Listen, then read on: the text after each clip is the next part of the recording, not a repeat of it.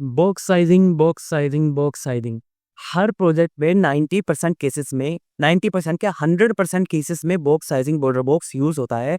और mostly developer को पता ही नहीं होता हम इसको क्यों यूज कर रहे हैं।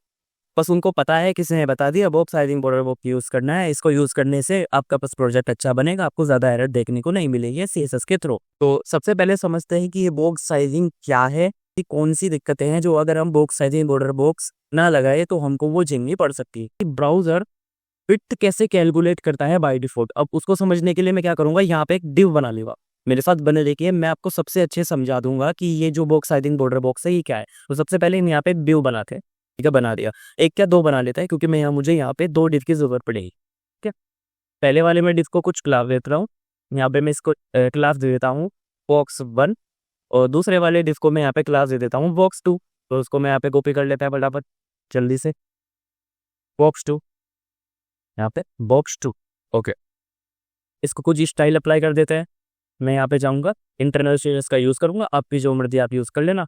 box1 पे हम क्या कर देंगे, सबसे पहले कुछ विड्थ अप्लाई करेंगे। विड्थ में अप्लाई कर देता हूँ यहाँ पे 100 पिक्सल की, और हाइट भी मैं यहाँ पे अप्लाई कर देता हूँ 100 पिक्सल की। DGC बैकग्राउंड कलर में यहाँ पे ऐड कर देता हूँ पोर्ट्रेट। और इसका आउटपुट यहाँ पे चल के देखते हैं। अभी आपको पता होगा क्या आ रहा होगा, वहाँ पे एक बॉक्स आ रहा होगा जिसकी विड्थ एंड हाइट 100 पिक्सल है। अब यहाँ पे बॉक्स साइजिंग से इसका क्या लेना देना है। चलिए चलते हैं। मैंने यहाँ पे दो बॉक्स बनाए के, ठीक है, एक और बॉक्स बना लेता हूँ। box2 सेम प्रॉपर्ली रखेंगे दोनों, और यहाँ पे ऊंचे नीचे नहीं, सेम रखते, यहाँ पे रखते हैं मैंने सेम। ओके, दोनों दोनों हमें बिल्कुल अच्छे से दिखाई दे रहा होगा। ठीक है, सही दिख रहा है। थोड़ा सा मार्जिन ऐड करें नीचे की तरफ। ठीक है, मैं ऐड यहाँ पे कर देता हूँ, या मैं यहाँ पे मार्जिन की जगह एक BR लगा देता हूँ, BR, और एक और BR लगा देता है, ताकि बीच में गैप आ जाए। ये आ गया हमारे पास बीच में गैप आकर। अभी मैं आपको जो समझाना चाहता हूँ वो देखना। अब मैं दूसरे वाले बॉक्स में कुछ पैडिंग ऐड करूंगा और कुछ बॉर्डर ऐड करूंगा। अब देख, पैडिंग पैडिंग मैं यहाँ पे 10 पिक्सल की ऐड कर देता हूँ, और बॉर्डर में यहाँ पे ऐड कर देता हूँ 2 पिक्सल सोलिड ब्लैक आप नहीं भी लिखोगे तब भी चलेगा, क्योंकि वो बाय डिफॉल्ट ब्लैक कलर ही आता है बॉर्डर का।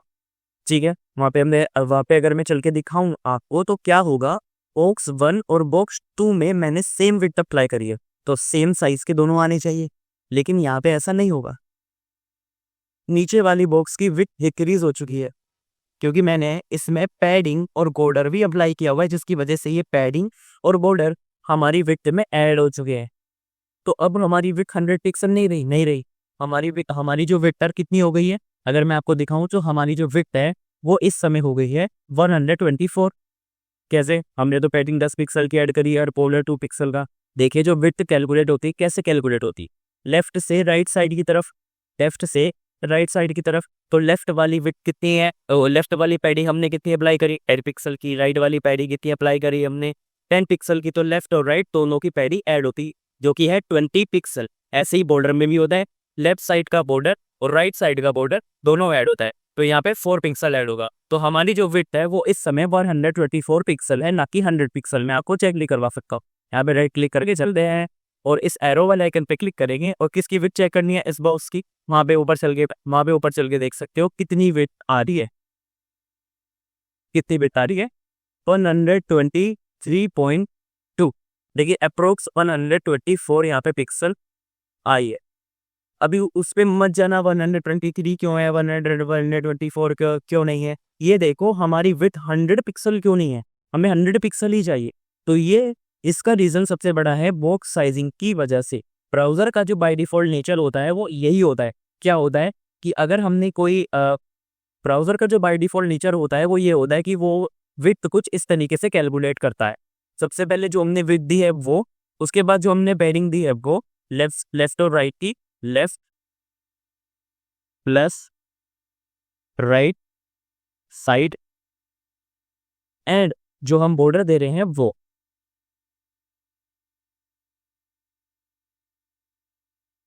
ये भी किसका होगा, लेफ्ट प्लस राइट साइड का। उसके बाद जो हमारी निकल के आती है वो होती है हमारी actual width. Browser actual width इसको मानता है, आपकी जो भी आप विड्थ दे रहे हो वो, आपने अगर पैडिंग ऐड करी वो, और अगर आप बॉर्डर ऐड कर रहे हो वो, वो तीनों को ऐड करके तब आपकी एक्चुअल विड्थ अप्लाई करता है, जो कि ब्राउज़र का बाय डिफ़ॉल्ट नेचर होता है। अब ये होता क्यों है? क्योंकि browser bye default box sizing content box को यूज़ करता है। देख, यहाँ पे अगर मैं यूज़ करूँ बॉक्स साइज़िंग कंटेंट बॉक्स और इसमें भी मैं box sizing content box apply कर दूँ, तो यहाँ पे हमको ज़्यादा फ़र्क कोई देखने को नहीं मिलेगा, क्योंकि by default box sizing content box ही रहती है। यहाँ पे अगर मैं चल के दिखाऊँ वो अपनी विड्थ उतनी ही है, तो हमें इसकी बॉक्स साइज़िंग चेंज करनी पड़ेगी। बॉक्स साइज़िंग चेंज करने से होगा क्या? अगर हमने विड्थ और हाइट 100 पिक्सल अप्लाई की हुई है, तो उसकी पैडिंग और बॉर्डर उसमें ऐड नहीं होगी, उससे इसका कोई फ़र्क नहीं पड़ेगा। विड्थ उसकी 100 पिक्सल ही रहेगी, जो हम चाहते हैं। अगर हमने विड्थ 100 पिक्सल अप्लाई की हुई है और फ्यूचर में अगर हमने पैडिंग और बॉर्डर 2 पिक्सल ये ऐड किया है, तो वो विड्थ में ऐड नहीं होना चाहिए। इस विड्थ हमारी उतनी ही रहनी चाहिए जितनी हमने दी, क्योंकि अब विड्थ वाले केस में ये होता है नहीं, हाइट वाले केस में भी होता है, हाइट वाले केस में भी होता है। हाइट भी इंक्रीज होती है और विड्थ भी इंक्रीज होती है, दोनों होता है, ठीक है। तो अगर हम मार्जिन दें तो मार्जिन भी ऐड होता है, मार्जिन ऐड नहीं होता, वो सिर्फ ऐड होती है हमारी पैडिंग और ऐड होता है हमारा बॉर्डर। तो चलिए इसकी बॉक्स साइजिंग भी यहाँ पे चेंज कर देते हैं। मैं यहाँ पे इसकी बॉक्स साइजिंग कर देता हूँ यहाँ पे बॉर्डर बॉक्स, और इसकी भी मैं यहाँ पे बॉक्स साइजिंग चेंज कर देता हूँ नीचे वाले की, जो कि है बॉर्डर बॉक्स। अब बॉर्डर बॉक्स करने से क्या होगा वो मैंने आपको बता ही दिया। अगर हम विड्थ और हाइट अप्लाई कर रहे हैं, तो फ्यूचर में हमने अगर पैडिंग और बॉर्डर अप्लाई किया हुआ है, तो वो उससे विड्थ को कोई फर्क नहीं पड़ेगा। विड्थ उसको और हाइट उतनी रहेगी जितनी हमने मेंशन की हुई है। अगर हम मेंशन नहीं करते बॉक्स साइजिंग बॉर्डर बॉक्स, तो क्या होगा? अगर हमने विड्थ और हाइट अप्लाई की हुई है, तो पैडिंग और बॉर्डर उसमें ऐड हो जाएगा और विड्थ हमारी इंक्रीज हो जाएगी फ्यूचर में, अगर हमने पैडिंग और बॉर्डर ऐड किया हुआ है तो पैडिंग बॉर्डर से विड्थ को कोई फर्क नहीं पड़ना चाहिए। इसके लिए हम बॉक्स साइजिंग बॉर्डर बॉक्स को अप्लाई करते हैं। चलते हैं वापस वहाँ पे। देखो दोनों का दोनों साइज इक्वल है, जबकि नीचे वाले में पैडिंग है और ऊपर वाले में पैडिंग नहीं है। ऊपर वाले का भी साइज 100x100 है और नीचे वाले का भी साइज 100x100 है। सो अभी हमने वहाँ पे क्या किया, अगर मैं यहाँ पे चल के दिखाऊं, हमने बॉक्स साइजिंग दोनों को अप्लाई करिए अलग अलग। तो आपको ही पता चल रहा होगा कि बॉक्स साइजिंग बहुत ही यूजफुल प्रॉपर्टी है ना, सब पे इसको अप्लाई करना ही करना है। तो हम इसको जनरली ऐसे अप्लाई नहीं करते कि सब एलिमेंट को पकड़ो एक एक बार उस पर अप्लाई करो, नहीं नहीं नहीं, ऐसे नहीं करना हमको, हमें सारे एलिमेंट से अप्लाई करके। तो अगर आपने मेरी वो CSS सिलेक्टर वाली वीडियो नहीं देखी है, तो वो एक बार चल के देख लेना। उसमें मैंने सारे सिलेक्टर बताए हैं, उसमें एक सिलेक्टर बताया है मैंने, यूनिवर्सल सिलेक्टर। वो क्या करता है, सबको सिलेक्ट कर लेता है जितने भी HTML के एलिमेंट है। तो मुझे सब HTML एलिमेंट में box sizing border box apply करना है। होगा क्या, अगर हमने विड्थ और हाइट अप्लाई की हुई है, तो पैडिंग और बॉर्डर उसमें ऐड नहीं होगा। ये तो सेम साइज है। तो बाय डिफॉल्ट ब्राउजर इस तरीके से विड्थ कैलकुलेट करता है, किसकी वजह से? बॉक्स साइजिंग कंटेंट बॉक्स की वजह से।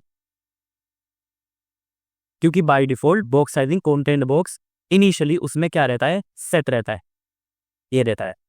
और अगर हम box sizing content box add करते हैं, तो विड्थ किस तरीके से कैलकुलेट होती है फिर? बॉर्डर बॉक्स वो कुछ इस तरीके से होती है। यहाँ पे देखो, यहाँ पे ये पैडिंग वगैरह बॉर्डर बॉक्स से कुछ ऐड नहीं होता, जितने हमने विड्थ दी वही हमारी एक्चुअल विड्थ होती है। ब्राउजर उसी को हमारी एक्चुअल विड्थ मानकर चलता है। तो आई थिंक आपको समझ में आ गया होगा, क्लैरिटी पड़ गई होगी बॉक्स साइजिंग कंटेंट बॉक्स और बॉर्डर बॉक्स की। बॉक्स साइजिंग बॉर्डर बॉक्स क्यों करना जरूरी है हमेशा अपने प्रोजेक्ट में, और ये इंटरव्यू का इतना फेवरेट क्वेश्चन क्यों होता है, खासकर CSS वाले केस में। तो अगर आपको समझ में आ गया है तो प्लीज़ लाइक करना और सब्सक्राइब ज़रूर करना, क्योंकि मेरा मकसद है आपको CSS, HTML, जावास्क्रिप्ट और भी सारी जितनी भी लैंग्वेजेस है उन सब में एक अच्छी अंडरस्टैंडिंग प्रोवाइड करना। चाहे वह कितने भी सब्सक्राइबर हो, कितने भी लाइक्स हो, उससे मुझे फर्क नहीं पड़ता, आपको एक अच्छी नॉलेज प्रोवाइड करना, वही मेरा मकसद है। अब आगे आने वाली जितनी भी वीडियो होगी उसमें मैं आपको प्रोजेक्ट्स बनवाऊंगा जितने हो सकते हैं, और जितने हम प्रोजेक्ट बनाएंगे उतना अच्छा हमारा फ्रंट एंड डेवलपमेंट होगा, ये बात आपको भी पता है और मुझे। तो मिलते हैं नेक्स्ट वीडियो।